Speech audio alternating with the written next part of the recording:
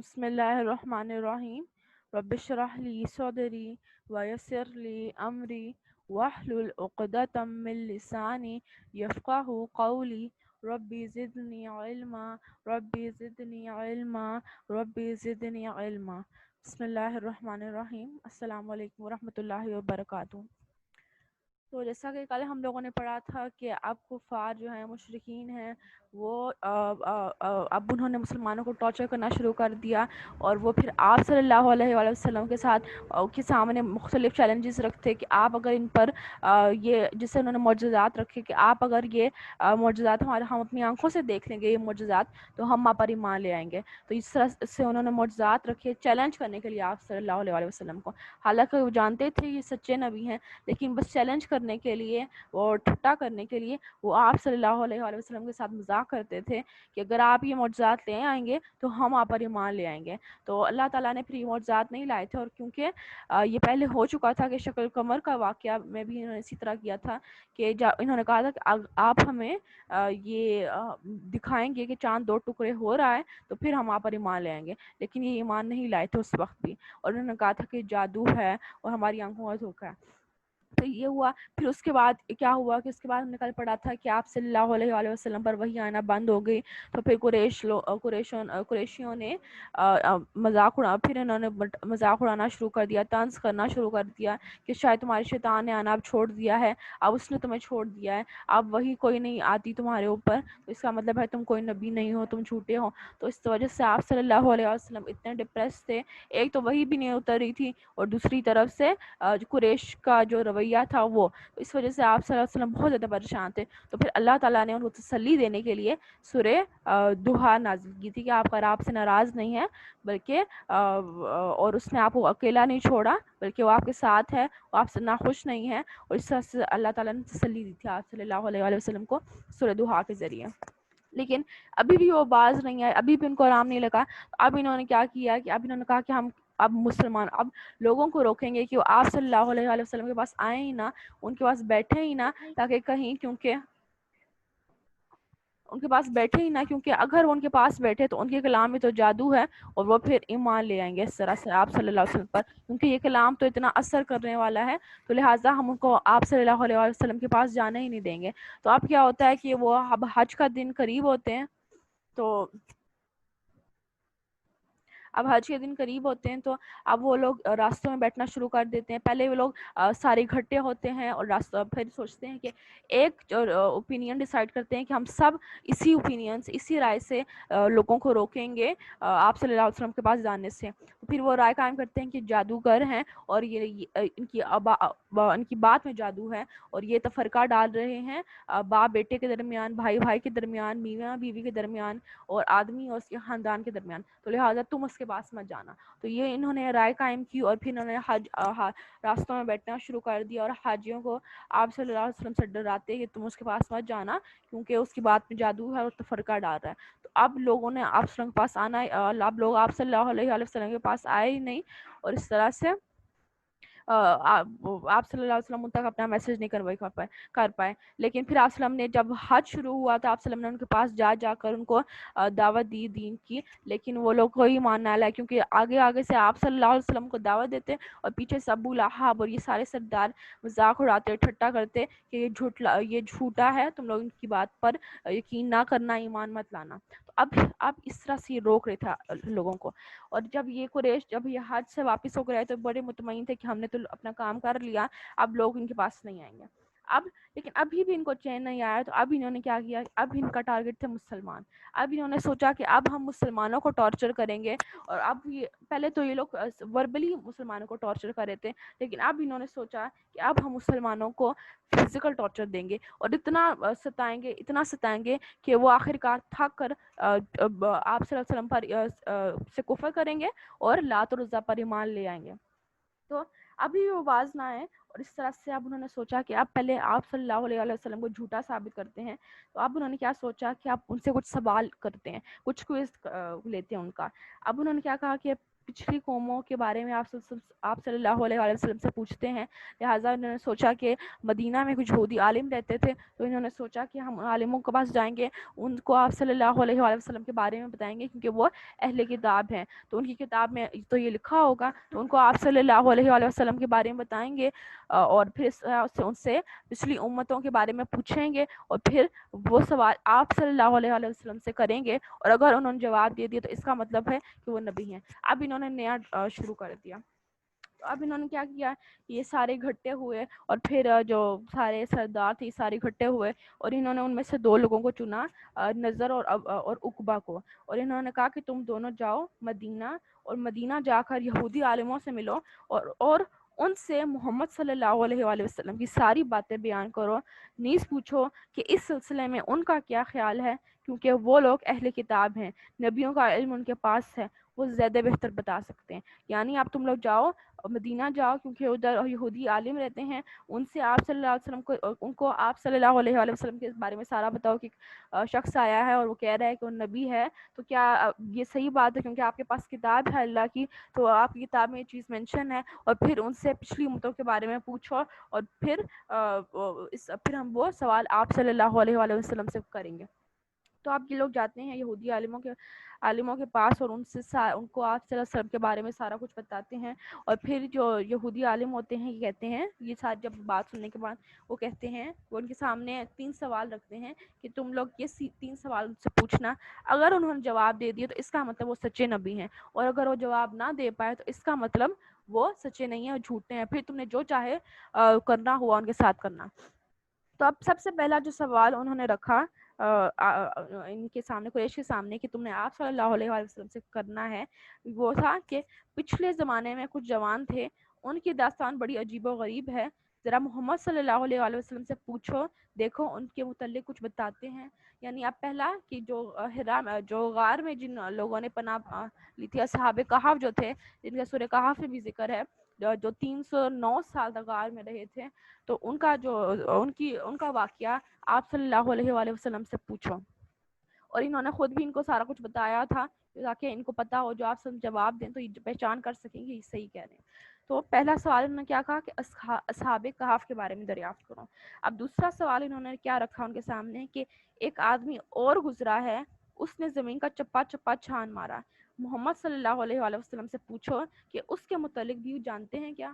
یعنی دوسرا سوال انہوں نے کیا پوچھا، ذوالقرنین کے بارے میں، حضرت ذوالقرنین کے بارے میں، کہ ایک آدمی ایسا گزرا ہے جس نے زمین کا چپا چپا چھان مارا ہے، تو اس کے بارے میں تم لوگ اس سے دریافت کرو۔ اور تیسرا سوال انہوں نے رکھا، اب یہ بڑا کرٹیکل سوال تھا، کیونکہ یہودی جو تھے یہ اہل کتاب بھی تھے، اور ان کی کتاب میں یہ چیز مینشن تھی کہ جو روح کا علم ہے وہ کسی کے پاس نہیں ہے۔ تیسرا سوال انہوں نے کیا رکھا کہ روح کی حقیقت کیا ہے، روح کی حقیقت کیا ہے۔ تو اس پر انہوں نے کیا کیا کہ کیونکہ ان کی کتاب میں مینشن تھا کہ اللہ تعالیٰ نے، کیونکہ یہ غیب کے علم میں سے ہے، تو ان کو پتا تھا کہ اس کا جواب کوئی انسان نہیں دے سکتا، کیونکہ یہ اللہ کے پاس اس کا علم ہے صرف۔ تو انہوں نے کہا کہ یہ سوال تم لوگوں سے پوچھنا، اگر اس کا جواب اس نے دے دیا تو اس کا مطلب ہے کہ وہ جھوٹا ہے، کیونکہ اس کا جواب کسی کے پاس نہیں ہے، یہ صرف اللہ تعالیٰ کے پاس ہے۔ اور اگر اس نے اس کا جواب نہیں دیا اور یہ کہا کہ اس کا علم صرف اللہ کے پاس ہے، تو اس کا مطلب ہے کہ وہ سچا نبی ہے۔ اب قریش تینوں سوال لے کر واپس مکہ آئے، اور دوسری طرف جو باقی سردار تھے وہ لوگ انتظار کر رہے تھے۔ جب وہ آئے تو انہوں نے پوچھا کہ اب تم لوگوں کا کیا بنا، یعنی اب کیا کرنا ہے۔ پھر انہوں نے ساری بات بتائی جو ان کے درمیان ہوئی تھی، ان کے درمیان اور یہودی عالموں کے درمیان۔ انہوں نے کیا کیا کہ یہ محمد صلی اللہ علیہ وآلہ وسلم کے پاس گئے، اور آپ صلی اللہ علیہ وآلہ وسلم سے یہی سوال کیے، یہ 3 سوال تھے کہ آپ ہمیں ان کے جواب دیں۔ تو آپ صلی اللہ علیہ وآلہ وسلم نے ان سے کہا کہ تم لوگ کل آنا، میں تم لوگوں کو اس کے جواب کل دوں گا۔ لیکن اس وقت آپ صلی اللہ علیہ وسلم نے انشاءاللہ نہیں کہا، تو پھر وہی نہیں آئی، اگلے روز وہی نہیں آئی، اور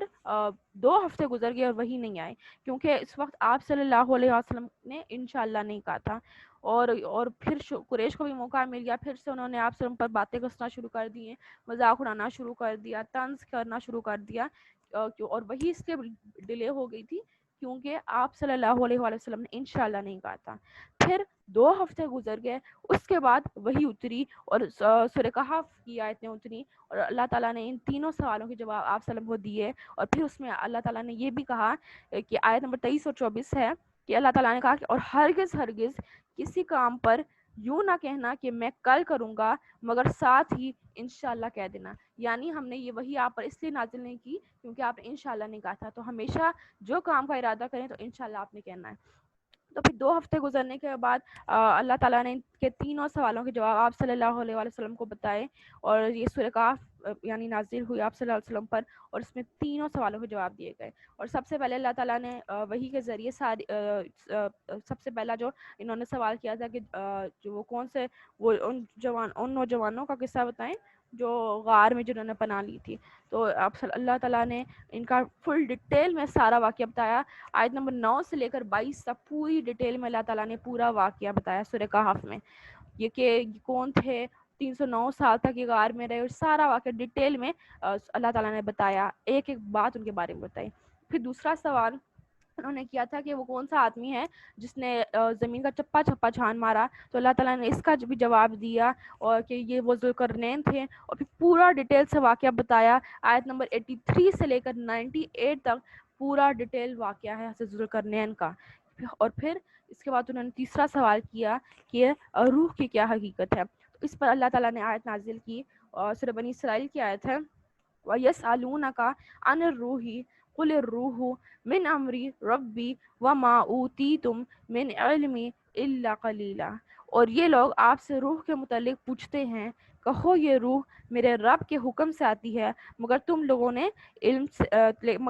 کے علم میں یہ چیز نہیں, مگر تم لوگوں نے علم سے کم ہی بہرا پایا ہے. یعنی تم لوگوں کے پاس کا علم نہیں ہے, اس کا علم صرف اور صرف اللہ تعالیٰ کے پاس ہے. ابھی یہودیوں نے یہ سوال اس لیے ان سے پوچھنے کو کہا تھا کیونکہ ان کو پتا تھا, اور ان کی کتاب میں بھی یہی چیز تھی کہ روح کا علم کسی کے پاس نہیں ہے, وہ صرف اللہ تعالیٰ کے پاس ہے, اور وہ علم الغیب ہے, یعنی یہ غیب کا علم ہے. تو اس لیے انہوں نے پوچھا تھا کہ, اور انہوں نے کہا تھا کہ اگر اس کا جواب انہوں نے دے دیا آپ صلی اللہ علیہ وسلم نے, اس کا مطلب ہے کہ وہ جھوٹ بول رہے ہیں. اور اگر انہوں نے نہیں دیا اور انہوں نے کہا کہ اس کا علم صرف اللہ کے پاس ہے, تو اس کا مطلب وہ سچے نبی ہیں. اور پھر اللہ تعالیٰ نے بھی اس کا جواب نہیں آپ صلی اللہ علیہ وسلم کو دیا تھا, اور ان کو کہا تھا کہ آپ ان کو کہہ دیجئے کہ اس کا اگر وہ آپ سے روح کے بارے میں پوچھ رہے ہیں تو ان کو کہیے کہ یہ صرف میرے روح کے حکم سے میرے اللہ کے رب کے حکم سے آتی ہے, اور اس کا علم بھی صرف اسی کے پاس ہے.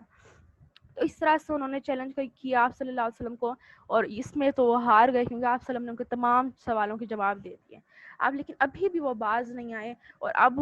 وہ ہاتھ دھو کر نبی صلی اللہ علیہ وسلم اور مسلمانوں کے پیچھے پڑ گئے. اب انہوں نے بڑی بے دردی سے ستانا شروع کر دیا, ان پر پتھر برساتے, یعنی آپ فزیکل کی طرف آگے, فزیکل ٹارچر کی طرف آگے. اور اب ان میں سب سے آگے جو تھا ابو جہل تھا, اور حضرت محمد صلی اللہ علیہ وسلم نے ابو جہل کے بارے میں کہا کہ یہ میری قوم کا فرعون ہے. حتیٰ کہ ابو لہب بھی اتنا وائلڈ اور اتنا لعنتی نہیں تھا کہ جتنا ابو جہل, کیونکہ اس نے اسلام کے خلاف بہت سازشیں کی اور ہمیشہ آگے رہا. تو اس لیے آپ صلی اللہ علیہ وسلم نے کہا کہ یہ میری امت کا فرعون ہے. اور تو یہ سب سے زیادہ مسلمانوں کو ٹارچر کرنے میں, ان کو اذیت دینے میں ہمیشہ آگے رہتا, اور تھا بھی سردار. تو اب مسلمانوں کو بہت ستاتا, اور اس نے مختلف حربے تیار کر رکھے تھے جس سے وہ مسلمانوں کو ستایا کرتا. اب اگر کوئی نیا مسلمان وہ قریشی ہوتا اور امیر خاندان سے ہوتا, بڑے خاندان گھر کا مالک, بڑے گھرانے سے اس کا تعلق ہوتا, تو وہ اس کو فزیکل ٹارچر نہیں کرتا تھا کیونکہ وہ قریشی تھا, انہی میں سے تھا. تو وہ اب اس کو کس طرح سے ٹارچر کرتا, وربلی ٹارچر کرتا, اور اس کو اپنی باتوں سے اذیت پہنچاتا تاکہ وہ اسلام کو چھوڑ دے, آپ صلی اللہ علیہ وسلم سے بدظن ہو جائے, اور آخر کار وہ ہار مان لے اور لات و عزیٰ پر یعنی بتوں پر ایمان لے آئے. پھر اگر کوئی نیا مسلمان وہ تاجر ہوتا, وہ ان کے ساتھ تجارت کر رہا ہوتا, تو یہ لوگ اس کے ساتھ کیا کرتے, یہ ابو جہل اور یہ سارے سردار بالکل بائیکاٹ کر لیتے ہیں ان کے ساتھ, اور یعنی اب ان کے ساتھ نہ کوئی لین دین ہوگا اور نہ کوئی تجارت ہوگی, لہٰذا ان کے ساتھ یہ بالکل بائیکاٹ کر لیتے ہیں جو نئے مسلمان تجارت ان کے ساتھ کرتے ہوتے تھے. پھر اگر کوئی نیا مسلمان وہ غلام ہوتا, یعنی غلام طبقے سے اس کا تعلق ہوتا, تو وہ لوگ کیا کرتے کہ وہ ان کے یہ جو ابو جہل تھا یہ ان کے آقاؤں کے پاس جاتا اور پھر ان سے کہتا کہ آپ تم نے ان کو اس کو صحیح ستانا ہے اور اس کا مار کر برا حال کر دو, حتیٰ کہ یہ اپنے دین سے یعنی محمد صلی اللہ علیہ وسلم سے کفر نہ کر لے اور لات و عزیٰ پر ایمان نہ لے آئے. اور پھر ان کو جب فزیکل ٹارچر لوگ کر رہے ہوتے ہیں تو ابو جہل ان کے ساتھ بھی شامل ہو جاتا, اور ان کے ساتھ خود بھی ان کو مل کر ان کو ستاتا اور مارتا. اسی وجہ سے آپ صلی اللہ علیہ وسلم نے کہا کہ یہ میری امت کا فرعون ہے, کیونکہ اس نے بہت زیادہ ستایا تھا مسلمانوں کو. اب دن بدن ان کے مظالم بڑھتے گئے اور اس طرح سے یہ بھی باز نہیں آ رہے تھے اپنی حرکتوں سے، اور دن بدن یہ اپنے ظلم میں شدت آتی جا رہی تھی. اور اب یہ انہوں نے کیا کرنا شروع کر دیا، مسلمانوں کو انہوں نے قید کرنا شروع کر دیا. اب مارتے، ان کو بھوکا رکھتے، کھانا پینا ان سے چھین لیتے، اور پھر کیا کرتے کہ مکہ کی تپتی ہوئی ریت میں ان کو لٹا دیتے، لوہے کی گرم سلاخوں سے داغتے، پانی میں غوطہ لگواتے، اور نہ جانے کیا کیا کرتے. یعنی انہوں نے ہر طرح کی اذیت مسلمانوں کو دی. اور عرب ویسے بھی صحرائی علاقہ تھا، تو اور بہت گرمی ہوتی ہے اس میں، تو یہ لوگ سب سے جو ان کی سب سے زیادہ ہوتی کہ وہ ان کا ننگے بدن ان کو ریت پر لٹا دیتے. تو اب انہی جو صحابہ جو صحیح ثابت قدم رہے، انہی صحابہ میں حضرت یاسر، حضرت سمیہ، ان کے بیٹے عمارہ، حضرت خباب، یہ سارے صحابہ شامل تھے. اب حضرت یاسر، ان کی بیوی سمیہ، اور یہ حضرت عمارہ، ان کے سب سے چھوٹے بیٹے جو تھے عبداللہ. اب یہ تینوں بھی نئے نئے اسلام لائے تھے، اور یہ بھی غلام طبقے سے ان کا تعلق تھا. اب یہ لوگ کیا کرتے کہ ان کو اب، اور یہ تینوں جو یہ چاروں جو تھے یہ ابو جہل کے انڈر غلام تھے، یعنی ابو جہل ان کا سردار تھا، آقا تھا ان کا. اب یہ ان کو بہت زیادہ اذیت دیتا، اور آپ صلی اللہ علیہ وآلہ وسلم نے بھی ان کے بارے میں اتنی مطلب اتنا کہا کہ کیونکہ باقی جو صحابہ تھے، حضرت بلال، حضرت حباب، ان کو تو جب ٹارچر کیا جاتا تو یہ اکیلے ہوتے، یعنی ان کو فیملیز ان کے ساتھ نہیں ہوتی تھی. لیکن یہ حضرت یاسر، حضرت سمیہ، ان کو پوری فیملی ایک دوسرے کے سامنے ان کو ٹارچر کرتے، اور کہ وہ حضرت یاسر وہ دیکھتے اپنی آنکھوں سے کہ وہ خود بھی ٹارچر ہو رہے ہیں، پھر ان کے سامنے ان کی بیوی اور ان کے بچے ٹارچر ہو رہے ہیں، پھر وہ ان کے لیے زیادہ وہ ٹارچر کا باعث ہوتا. پھر حضرت سمیہ وہ دیکھتی ہیں کہ ان کے سامنے ان کے شوہر، ان کے بچوں کو ٹارچر کیا جا رہا ہے، پھر ان کے بچے حضرت عمار اور عمارہ اور عبداللہ، یہ دونوں اپنی آنکھوں سے دیکھتے کہ ان کے والد اور والدہ کو ٹارچر کیا جا رہا ہے، تو یہ ان کے لیے زیادہ ٹارچر ہوتا بجائے اس کے کہ وہ لوگ ان کو فزیکل ٹارچر کرتے ہیں. تو اس طرح سے انہوں نے اتنی اذیت دی کہ حضرت یاسر رضی اللہ عنہ تو اسی طرح تڑپ کر انہوں نے اپنی جان دے دی اور پہلے ہی شہید ہو گئے. لیکن اب حضرت سمیہ رضی اللہ عنہ بہت زیادہ غمگین تھی اس چیز پر، ان کو بہت غصہ تھا ابو جہل پر، لہٰذا ابو جہل نے اب وہ ان کے پیچھے ہاتھ دھو کر پڑ گیا اور ان کو اب اسی طرح بے دردی سے ستاتا. پھر ایک روز کیا ہوا کہ ایموشنل ہوگی، کیونکہ ان کے شوہر اور اس نے اتنی اذیت سے مارا تھا کہ وہ تڑپ کر اسی طرح وہ مر گئے تھے. پھر ان کے بیٹوں کو اسی طرح وہ ٹارچر کر رہا تھا، تو ان کو بہت غصہ آ گیا اور یہ ایموشنل ہو گیا، اور انہوں نے اس کے سامنے ذرا سختی سے کوئی بات کر دی، کیونکہ یہ تو غلام تھی اور ان کو اجازت نہیں تھی کہ وہ کسی طرح سے یعنی سخت لہجے میں اپنے آقا سے بات کر سکیں. تو انہوں نے ذرا تھوڑی سختی سے، تھوڑا سخت لہجہ ہو گیا ان کا، اور انہوں نے سختی سے کوئی بات اس کو کہہ دی. تو اب اس کو اتنا غصہ آیا اس چیز کا، اتنا غصہ آیا کہ وہ بےتاب ہو گیا، اور اس وقت اس کے ہاتھ میں برچھی تھی، اور اس نے وہی برچھی کھینچ کر ان کو اس نے ایسا مارا ان کو کہ ان کا دم ادھر ہی نکل گیا، اور اس طرح سے وہ بھی شہید ہو گئی. اب حضرت عمار یہ جو تھے یہ ان کے بڑے بیٹے تھے. اب جب انہوں نے دیکھا کہ میرے والد کو بھی اسی طرح بے دردی سے مار دیا گیا ہے، میری والدہ کو بھی بے دردی سے مار دیا گیا ہے، اب انہوں نے کیا کیا، انہوں نے کہا کہ انہوں نے ہار مان لی ان کے سامنے، اور انہوں نے کہا کہ ٹھیک ہے جو تم لوگ کہتے ہو ہم لوگ اسی پر ایمان لاتے ہیں، ہم نے محمد صلی اللہ علیہ وسلم سے کفر کر دیا. انہوں نے کہہ دیا اور اس طرح سے ان کی جان چھوٹ گئی ابو جہل سے. لیکن دوسری طرف کیونکہ ابو جہل جو تھا وہ اب ان کی طرف آ گیا تھا اور اب ان کو بہت زیادہ ٹارچر کرتا تھا، تو انہوں نے کیا کیا، انہوں نے ہار مان لی اور انہوں نے کہا کہ ہم تمہارے رب پر ایمان لائے، یعنی لات العزیٰ اور بتوں پر ایمان لے آئے، اور ہم نے محمد صلی اللہ علیہ وآلہ وسلم سے کفر کر لیا. لیکن بعد میں اتنے غمگین ہوئے کہ یہ آپ صلی اللہ علیہ وآلہ وسلم کے پاس آئے، انہوں نے آپ صلی اللہ علیہ وآلہ وسلم سے کہا کہ ہاں میرے منہ سے ایسی بات نکل گئی ہے، اور لیکن ایسی بات نکل گئی لیکن میں ان پر ایمان نہیں لاتا. تو آپ صلی اللہ علیہ وآلہ وسلم نے ان سے کہا کہ ابھی تمہارے دل میں اسلام کے لیے کیا جگہ ہے، یعنی ابھی تمہارے دل میں ایمان کس طرح سے ہے. تو انہوں نے کہا، حضرت عمار نے کہا کہ بالکل ویسے ہی ہے جس سے پہلا تھا، یعنی بالکل پیک پر ہے، لیکن بس میری زبان نے یہ اٹر کر دیا، لیکن میرے دل میں اسلام کے لیے وہی جگہ ہے. تو آپ صلی اللہ علیہ وسلم نے کہا کہ تو اس وقت آپ صلی اللہ علیہ وسلم نے کہا تھا کہ یا اللہ اہل یاسر کو بخش دے، اور پھر انہوں نے کہا تھا کہ تم لوگ صبر کرو اور تم لوگوں کا ٹھکانہ جنت ہے. تو اس طرح سے یہ جو فیملی تھی ان کے بارے میں آپ صلی اللہ علیہ وسلم نے اسپیشل دعا کی کہ ان کو جنت عطا کرنا اور ان کو بخش دے، آل یاسر کو بخش دے، کیونکہ اس پوری فیملی کو ٹارچر کیا گیا، اور ایک دوسرے کو ان کی آنکھوں کے سامنے ایک دوسرے کو یہ دیکھ رہے تھے کہ ہمارے بچے، ہماری بیوی ٹارچر ہو رہی ہے، میرا شوہر اور میرے بچے ٹارچر ہو رہے ہیں، اور وہ اولاد وہ اپنے والدین کو سامنے دیکھ رہی تھی کہ وہ ٹارچر کر رہے. ان کے لیے آپ صلی اللہ علیہ وسلم نے اسپیشل دعا کی. تو اس طرح سے اور کیونکہ حضرت عمار پر بھی اب ظلم انہوں نے کرنا شروع کر دیا تو اس لیے انہوں نے گیو اپ کر دیا. لیکن بعد میں آپ صلی اللہ علیہ وسلم سے کہا کہ میرے دل میں ابھی بھی ایمان کے لیے وہی جگہ ہے جو پہلے تھی, اور میں ابھی یہ صرف میری زبان نے کہا ہے. تو اس پر آپ وسلم نے کہا تھا کہ زبان سے اگر دل میں ایمان ہے تو اس سے کوئی فرق نہیں پڑتا, کیونکہ اپنی جان بھی تو انہوں نے بچانی تھی. اب اس کے علاوہ جو ایک اور صحابی تھے جن پر انہوں نے بہت ظلم کیا وہ تھے حضرت خباب رضی اللہ عنہ, اور یہ انمار کے غلام تھے, اور یہ ایک عورت تھی. اور جو حضرت خباب رضی اللہ عنہ یہ لوہار تھے, اور جب یہ مسلمان ہوئے تو انمار یہ کیا کرتی کہ لوہے کو کا جلتا ہوا ٹکڑا لے کر آتی اور پھر اس کو حضرت خباب کی پیٹھ پر رکھ دیتی, اور اس طرح سے وہ تاکہ وہ کفر کر لیں اور آپ صلی اللہ علیہ وسلم سے کفر کر لیں اور لات اور عزا پر ایمان لے آئیں. اور پھر یہ کبھی کیا کرتی کہ گردن کو مڑوڑتی, کبھی بال کھینچتی, اور کبھی جلتے کوئلوں کو ان کی پیٹھ پر رکھ دیتی, حتیٰ کہ پیٹھ پہ پڑے پڑے ہی ٹھنڈے ہو جاتے. یعنی پورا دن وہ اسی طرح ٹارچر کا شکار رہتے, اور وہ کوئلے گرم جلا کر رکھتی اور وہ پھر پیٹھ پہ پڑے پڑے ٹھنڈے ہو جاتے. تو اس پر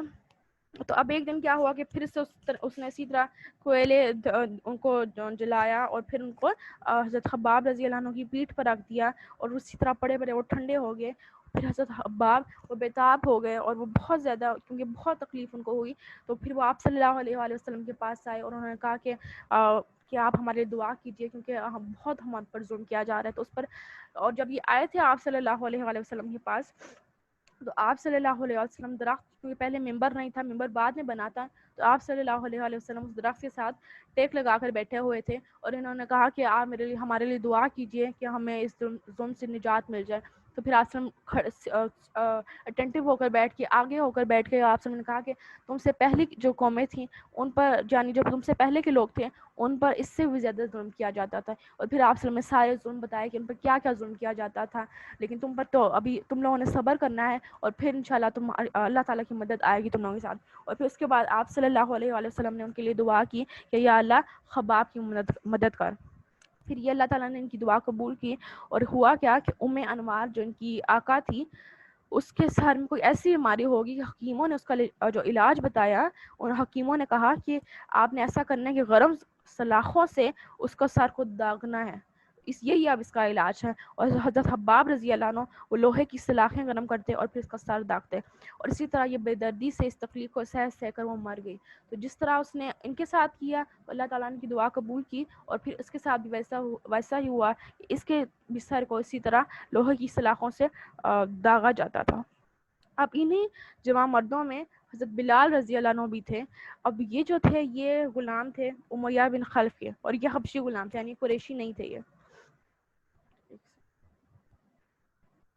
یہ امیہ بن خلف کے غلام تھے. اب یہ اتنا ظلم کرتا ہے ان پر کہ اس نے کھانا پینا سب کچھ بند کر دیا, اور جب دوپہر ہوتی, صحیح دوپہر ہوتی, یعنی سورج اپنی فل پیک پر ہوتا, گرمی اپنی فل پیک پر ہوتی, تو یہ کیا کرتا کہ یہ لے کر جاتا ان کو صحرا میں تپتی ہوئی ریت پر ان کو لٹاتا, اور پھر ان کی چھاتی پر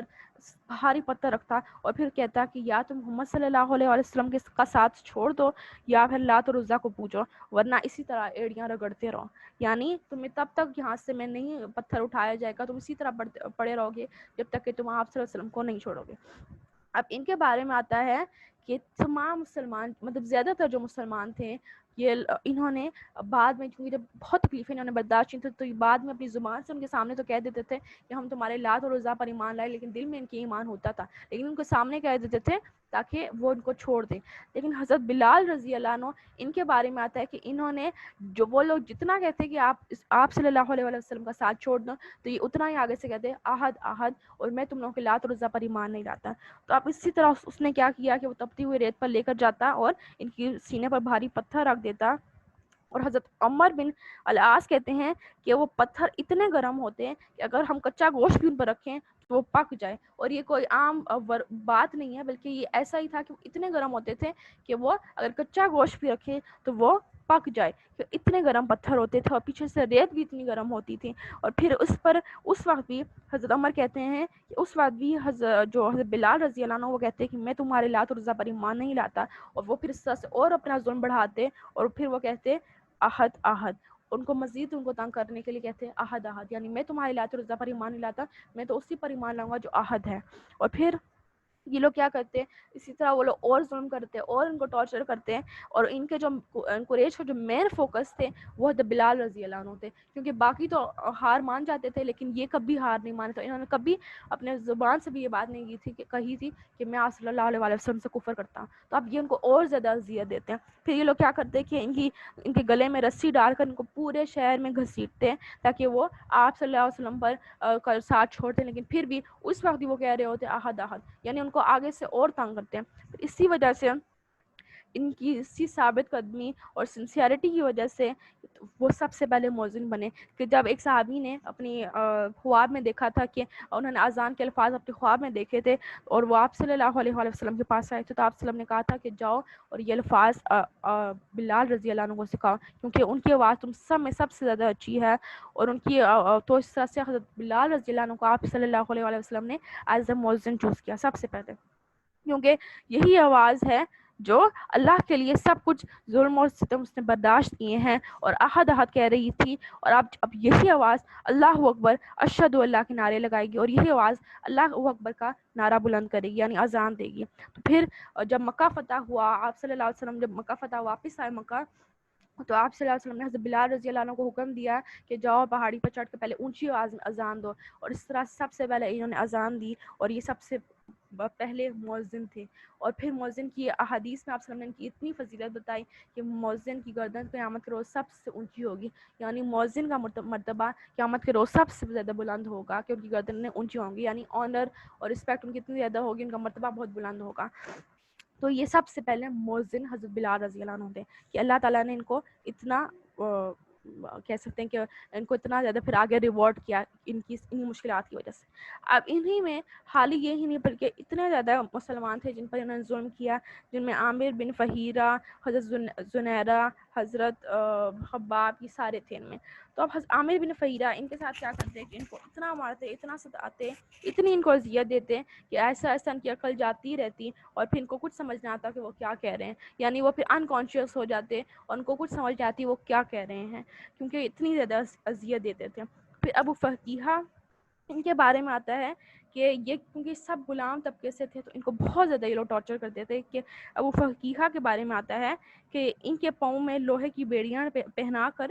دوپہر کی چلچلاتی دھوپ میں نکالتے اور کپڑے اتار کر جلتی ریت یا پتھر پر لٹا دیتے اور اوپر سے اتنا بھاری پتھر رکھ دیتے کہ ہل نہ سکیں. یعنی جب دن کو دوپہر کو فل گرمی ہوتی، ریت تپ رہی ہوتی، تو اس وقت ان کے ننگے پاؤں سے ان کو چلاتے اس ریت پر اور پھر اسی ریت پر ان کو لٹاتے اور پھر ان کے اوپر بھاری پتھر بھی رکھ دیتے کہ بالکل ہل نہ سکیں. اور اسی طرح سے یہ ساری تھیں کہ تاکہ اور یہ اذیت دیتے تھے کہ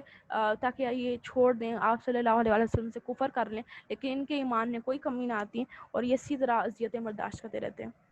پھر انہی میں حضرت زنیرہ رضی اللہ عنہ تھی اور یہ ایک رومی لونڈی تھی. اب جب یہ اسلام لائیں تو ان کو اتنی تکلیفیں دیں، اتنی اذیتیں دیں کہ وہ اندھی ہو گئی. اور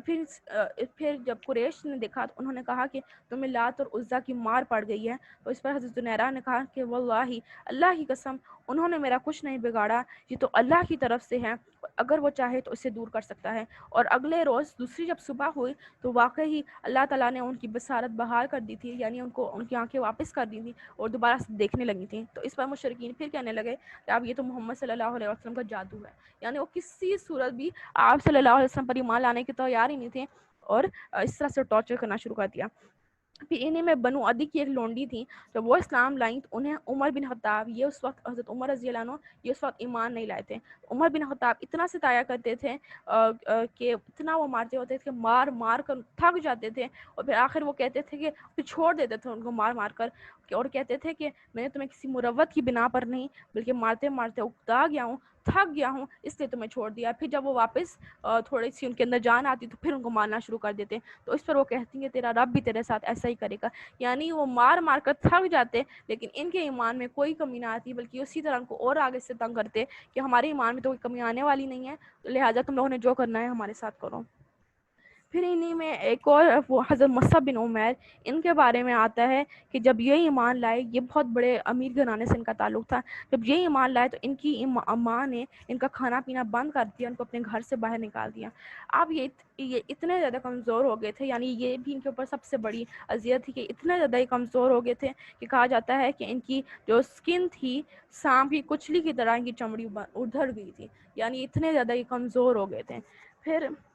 کیا ہوا کہ اب حضرت ابو بکر رضی اللہ عنہ یہ بہت امیر تھے، انہوں نے حضرت بلال، حضرت عامر بن فہیرہ، ابو فقیہہ، ان سب کو اور پھر کئی لونڈیوں کو انہوں نے خریدا اور آزاد کر دیا۔ تو ان پر ان کے والد جو تھے ابو قحافہ، انہوں نے کیا کیا کہ انہوں نے کہا کہ میں دیکھتا ہوں کہ تم کمزور گردنیں آزاد کر رہے ہو، اگر طاقتور مردوں کو آزاد کرتے تو وہ تمہارا بچاؤ بھی کر سکتے۔ تو اس پر ابو بکر رضی اللہ عنہ نے کہا کہ میں اللہ کی رضا چاہتا ہوں، یعنی اب ابو بکر رضی اللہ عنہ یہ بہت زیادہ مالدار تھے اور ان کا ایمان بھی بہت زیادہ تھا۔ تو انہوں نے کیا کرنا شروع کر دیا کہ جو غلام تھے سارے، ان کو انہوں نے ان سے آزاد کروانا شروع کر دیا۔ تو اس پر ان کے والد نے کہا کہ میں دیکھتا ہوں کہ تم تو کمزور لوگوں کو آزاد کر رہے ہو، اگر تم طاقتور لوگوں کو آزاد کرو تو وہ تمہارے کچھ کام بھی آئیں، یعنی اگر تم پر کوئی حملہ کرتا ہے تو یہ تمہارا بچاؤ کر سکے۔ تو اس پر ابو بکر رضی اللہ عنہ نے کہا کہ میں اللہ تعالیٰ کی رضا چاہتا ہوں۔ تو اس پر اللہ تعالیٰ نے ان کی تعریف کی اور پھر اللہ تعالیٰ نے آیتیں نازل کی ان کی تعریف میں، اور اللہ تعالیٰ نے کہا کہ فَأَنذَرْتُكُمْ نَارًا تَلَظَّىٰ، سورہ اللیل کی آیت ہے، لا يصلها الا الاشقى الذي كذب وتولى وسيجنبها الاتقى الذي يؤتي ماله يتزكى وما لاحد عنده من نعمة تجزى الا ابتغاء وجه ربه الاعلى ولسوف يرضى۔ میں نے تم کو ڈرا دیا ہے ایک بھڑکتی ہوئی آگ سے جس میں وہی بدبخت داخل ہوگا جس نے جھٹلایا اور منہ پھیرا۔ یعنی پہلے اللہ تعالیٰ نے کیا کہا، یعنی یہ جو امیہ بن خلف، ابو جہل، ان کے بارے میں اللہ تعالیٰ نے کہا کہ یہ وہی بدبخت ہیں اور ان کا ٹھکانہ جہنم ہے۔ اور اس کے بعد اللہ تعالیٰ نے کہا کہ اور اس سے وہ پرہیزگار بچا لیا جائے گا جو اپنا مال پاکیزگی حاصل کرنے کے لیے دیتا ہے، اور اس پر کسی کا احسان نہیں ہے کہ اس کا بدلہ دیا جا رہا ہو، بلکہ اس کا مقصد محض اپنے پروردگار کی خوشنودی حاصل کرنا ہے اور وہ یقیناً راضی ہو جائے گا۔ یعنی اللہ تعالیٰ نے حضرت ابو بکر رضی اللہ عنہ کی تعریف کی اس طرح سے اور کہا کہ یہ جو تھے کیونکہ کمزور گردنوں کو آزاد کر رہے تھے، تو اس کا مطلب تھا کہ ان کو کسی سے کوئی بدلہ نہیں چاہیے تھا۔ تو اللہ تعالیٰ نے کہا کہ ان کو یہ جو ہیں کسی کا احسان نہیں لے رہے اور یہ صرف میری رضا کے لیے کر رہے ہیں، تو یقیناً میں ان سے راضی ہو گیا ہوں۔ تو اس طرح سے مسلمانوں کا ایمان اور اضافہ ہوتا گیا اس طرح کے ٹارچر سے، اور اس طرح سے حضرت ابو بکر رضی اللہ عنہ ان کو آزاد کرتے اور پھر ان کو ان سے خرید لیتے اور پھر آزاد کر دیتے۔ تو اس طرح سے اب نئے نئے مسلمان جب انہوں نے یہ دیکھا تو اور لوگ اسلام میں داخل ہوتے گئے، لیکن انہوں نے اذیتیں بھی اور مسلمانوں کو دینا شروع کر دیں، حتیٰ کہ ان کو ہجرت حکم ہو گیا اور انہوں نے پھر ہجرت کی مسلمانوں نے۔ تو ہجرت کے بارے میں انشاءاللہ پھر ہم لوگ کل پڑھیں گے کہ اب مسلمانوں پر اتنی پیک پر انہوں نے اذیت دینا شروع کر دی کہ اب انہوں نے ہجرت کی، اب اللہ تعالیٰ کی طرف سے ہجرت کا حکم آ گیا کہ اب مسلمان ہجرت کر لیں مدینہ کی طرف۔ تو وہ اب انشاءاللہ ہم لوگ کل پڑھیں گے۔ سبحانک اللہم و بحمدک نشہد ان لا الہ الا انت نستغفرک و اتوب الیک ربنا تقبل منا انک انت السمیع العلیم و تب علینا انک انت التواب الرحیم۔ جزاک اللہ خیر۔